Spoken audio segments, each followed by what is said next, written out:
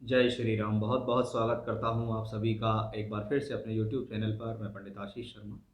मेरा आज का ये वीडियो रहेगा तुला राशि के जातकों के लिए कि वर्ष 2022 का जो आखिरी महीना है दिसंबर 2022, ये तुला राशि के जातकों के लिए कैसा है। इस महीने ग्रहों की गोचरीय स्थिति आप पर क्या प्रभाव डालेगी, ग्रहों की स्थिति, ग्रहों का परिवर्तन, ग्रहों की युति, ग्रहों की दृष्टियाँ आपकी राशि से कहाँ किस भावों में गोचर कर रहे हैं ग्रह, किन भावों पर दृष्टि देंगे, किन भाव की जिम्मेदारी लेते हुए वो अन्य जगहों पर भ्रमण कर रहे हैं, उसका आपकी राशि यानी तुला राशि पर क्या प्रभाव पड़ेगा, यही हमारा आज का विषय है। इसी के बारे में हम इस वीडियो में चर्चा करने वाले हैं। यह वीडियो चंद्र राशि पर आधारित है। आप स्क्रीन पर देख रहे होंगे कि आपकी राशि से जब दिसंबर का महीना शुरू होता है तो कौन से प्लेनेट कहाँ हैं। जैसे आपकी राशि के अंदर ही केतु है और आपकी राशि से दूसरे घर में देखें तो सूर्य, बुध और शुक्र की युति भी है, जो कहीं ना कहीं एक हद तक धन योग भी है। तो वहीं राशि से चौथे घर के अंदर योग कारक शनि अपनी ही राशि के अंदर है, वक्री नहीं है, मार्गी है। राशि से छठे भाव के अंदर आप देख रहे होंगे कि बृहस्पति हैं, लेकिन वह बृहस्पति भी 24 नवंबर को वक्री से मार्गी हो गए हैं, यानी कहीं ना कहीं बृहस्पति पहले से बेहतर हो गए।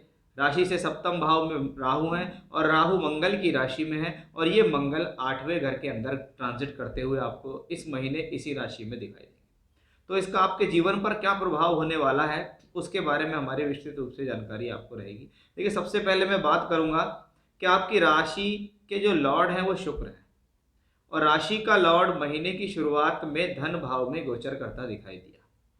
यानी कहीं ना कहीं आपका यानी आपके शरीर का, आपके मन का, आपकी लाइफ स्टाइल का, आपके द्वारा की गई मेहनत का संबंध धन भाव से बना कि राशि का मालिक सेकंड हाउस में, यानी धन के आगमन बनाने का एक संकेत है। या आप जो कार्य करते हैं उसका आपको लाभ मिलेगा, उसका आपको पैसा मिलेगा। वो शुक्र बुध ग्रह के साथ दूसरे भाव के अंदर दिखाई दिए। बुध जो कि द्वादशेश है तो भाग्येश भी है कि भाग्य भाव का मालिक, नाइन्थ हाउस का मालिक धन भाव में राशि के मालिक शुक्र के साथ एक राजयोग बनाता है। और ये राजयोग जैसे ही महीने में 5 तारीख खत्म होती है तो वहां से ये निकलकर यही सेम राजयोग राशि से तीसरे घर के अंदर बनता है, क्योंकि बुध पहले राशि परिवर्तन करेंगे 2 दिसंबर को, फिर शुक्र का राशि परिवर्तन होगा 5 दिसंबर को।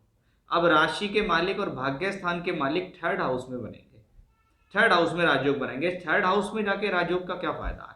तीसरा घर जीवन में सेल्फ एफर्ट्स का भाव कहलाता है।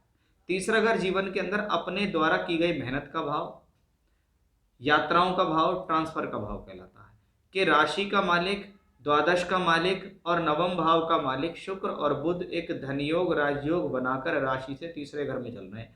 यानी टूर से, ट्रैवलिंग से, यात्राओं से, एक्सपोर्ट इंपोर्ट से मिलने वाला लाभ, ट्रैवलिंग से मिलने वाला लाभ, चाहे आप व्यापार में है चाहे आप नौकरी में है। परिवर्तन के साथ लाभ, ऐसे समय में स्थान परिवर्तन होता है, नौकरी परिवर्तन होता है, ट्रांसफर हो जाते हैं, क्योंकि प्लैनेट तीसरे भाव से बैठकर देख तो नवम को ही रहे कि आप अपनी मेहनत से अपने भाग्य को बनाने के लिए तैयार हैं। ये वो शुक्र बुध की युति दिखाती है, यानी दूसरे घर से भी ज्यादा पावरफुल ये तीसरे घर में होगी, क्योंकि वहां से बैठकर ये नाइन्थ हाउस पर दृष्टि देगी कि राशि का मालिक नवम को देखे तो राशि का और भाग्य का संबंध, भाग्य का मालिक भाग्य स्थान को देखे बुध तो भाग्य प्रबल, और उस भाग्य का लाभ किसको मिलेगा, कहीं ना कहीं आपको ही तो मिलेगा। और आप कौन है, आप राशि के लॉर्ड हैं। राशि में केतु है, केतु भी शुक्र की राशि में शुक्र की भाषा बोलेगा, यानी केतु भी फेवर में आपके, शुक्र भी फेवर में, बुध भी फेवर में, और तीनों मिलकर राजयोग बनाते हैं। यानी पूरे महीने एक बेहतर स्थिति शुक्र बुध के राजयोग से मिली। इस राजयोग में 4 चांद लगाएंगे शनि, वो आपके लिए योग कारक भी हैं, वो आपके लिए परम मित्र भी हैं। वो राशि से चौथे घर के अंदर अपनी ही राशि में बैठे हैं, बिना किसी अशुभ प्रभाव के बैठे हैं। इसका मतलब शनि यहाँ चौथे और पांचवें दोनों घर के अच्छे फल देंगे। शनि की यात्रा कुंभ राशि यानी मूल त्रिकोण, लक्ष्मी त्रिकोण भाव की तरफ, पंचम भाव की तरफ चलेगी, यानी प्रॉपर्टी से रिलेटेड लाभ देने में सक्षम है, सुख शांति बनाए रखने में सक्षम है, आपके द्वारा की गई मेहनत को सफल बनाने में सक्षम है। तो वहीं विद्या, शिक्षा, बुद्धि, लव लाइफ, संतान, संतान का सहयोग, उनके हिसाब से ये बृहस्पति बहुत अच्छा हुआ, सॉरी शनि अच्छा हुआ। अब बृहस्पति की बात करते हैं। देखिए, बृहस्पति अभी तक वक्री थे, वक्री ग्रह का छठे घर में जाकर ट्रांजिट करना सिक्स्थ हाउस से रिलेटेड प्रॉब्लम देता है। बहुत से लोगों को इस दौरान डिस्टरबेंस हुआ हेल्थ को लेकर, किसी को पीलिया हुआ, किसी को ज्वर आया, किसी का कोलेस्ट्रॉल लेवल बढ़ गया, किसी को डायबिटीज से रिलेटेड प्रॉब्लम हो गई, क्योंकि ये बृहस्पति की प्रॉब्लम। किसी को अचानक से पता लगा कि उसके लीवर में प्रॉब्लम चल रही है, लेकिन ये जब तक वक्री था तब तक इसने 6th हाउस के रिजल्ट दिए, प्रॉब्लम दी। अब ये ग्रह छठे घर के रिजल्ट नहीं देगा ज़्यादा। अब ये वक्री हो से मार्गी होगा 24 नवंबर को। इसका मतलब दिसंबर के महीने में रोग मुक्ति होगी।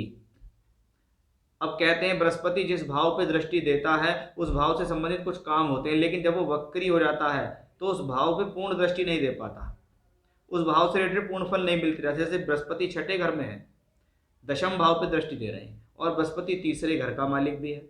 अगर आप चाहते हैं अपने काम को बढ़ाना, कार्य के लिए यात्रा करना, ट्रैवलिंग करना, कुछ नया काम शुरू करना, तो वो अब तक रुका हुआ था, लेकिन इस बृहस्पति के मार्गी होने से वो सक्सेसफुल हो जाएगा। तो वो एक अच्छी स्थिति हुई, क्योंकि शुक्र बुध भी तीसरे घर में है, इसलिए ऐसे समय में ट्रैवलिंग से सबसे ज़्यादा लाभ मिलने वाला है, बाहर से जुड़कर लाभ मिलने वाला है, टूर ट्रैवलिंग यात्राओं से लाभ मिलने वाला है, परिवर्तन से लाभ मिलने वाला है। यही वो समय है जिसमें आप ट्रांसफ़र चाहते हैं तो हो जाएगा, जॉब चेंज करना चाहते हैं तो हो जाएगा। क्या कोशिश कीजिए, आपका वो काम हो जाएगा।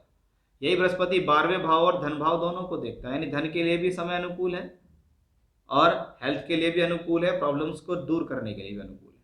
अब थोड़ी सी चिंता मंगल से जरूर आती है। धन भाव का मालिक मंगल अगर अष्टम भाव में वक्री हो तो मैं लोगों को कहता हूँ, एक तो आप अपनी वे ऑफ टॉकिंग पर ध्यान रखो, अपने एग्रेशन को कंट्रोल करो, अपनी ऊर्जा कहाँ खर्च करनी है उसका ध्यान रखो।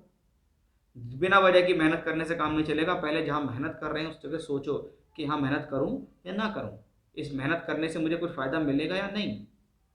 मंगल 8th हाउस में, तो ऐसी स्थिति में कभी कभी पैसे का रुकना या फंसना भी देखा जाता है, या डिले हो गया पैसे में। मंगल 8th हाउस के अंदर वक्री है, इसका मतलब है कि आपको इस दौरान अपने जीवन साथी के साथ संबंधों के अंदर भी स्थिरता स्थापित करनी होगी, क्योंकि 7th हाउस में राहु है, राहु मंगल की राशि में है और मंगल 8th हाउस में गया, यानी डिस्टर्बेंस इन मैरिड लाइफ, दोनों के बीच में गलतफहमियां होना, वैचारिक मतभेद होना, वो आर्गूमेंट्स में चेंज ना हो जाएं, उसका विशेष ध्यान रखें, क्योंकि मंगल पूरे महीने यही रहने वाला है। यानी मंगल एकमात्र ऐसा ग्रह होगा इस महीने जो आपको चिंता दिखाता है। ये ग्रह दिखाता है कि क्रोध से बचें, ये ग्रह बताता है कि जल्दबाजी से बचें, एग्रेशन पे कंट्रोल रखें, अपनी ऊर्जा का सही जगह इस्तेमाल करें। ये ग्रह आपको बताता है कि कहाँ कितना इन्वेस्टमेंट करना है, समझदारी रख कर इन्वेस्टमेंट करना है, बेवजह पैसा खर्च नहीं करना है। उन सब चीज़ों की स्थितियाँ हमें यहाँ आपके इस मंगल से दिखाई दी है। हनुमान जी की आराधना करो, हनुमान जी के हाथ जोड़ो, हनुमान जी से संबंधित जो भी पूजा पाठ आप जैसे भी करना चाहते हैं, जो सबसे सरल से सरल है वो हनुमान चालीसा है, उसको अपने जीवन में डाल लो कि प्रभु मुझसे इस महीने कोई गलती ना हो, मेरा काम सुचारू रूप से चलता रहे, मेरे अंदर कोई प्रॉब्लम्स ना आए। क्योंकि ग्रहों की पोजीशन तो देखिए इस महीने आपके लिए अनुकूल है, सिर्फ एक ग्रह है जो मंगल प्रॉब्लम देता है, बाकी सभी ग्रह आपके लिए फेवर में है, सभी योजना तक तरीके से कार्य करेंगे और सभी क्षेत्रों के लिए आपके लिए लाभकारी भी रहेंगे। तो ये था मेरा आज का विषय कि मैंने आपको बताया कि तुला राशि के जातकों के लिए जो दिसंबर 2022 का महीना कैसा है, तो इसमें कोई संदेह नहीं है, उत्तम है, बेहतर है और अच्छे परिणाम देने में सक्षम है। फिर से इसी प्रकार की जानकारी लेकर आपके सामने हाजिर होंगे, तब तक के लिए बने रहिएगा मेरे साथ। जय श्री राम।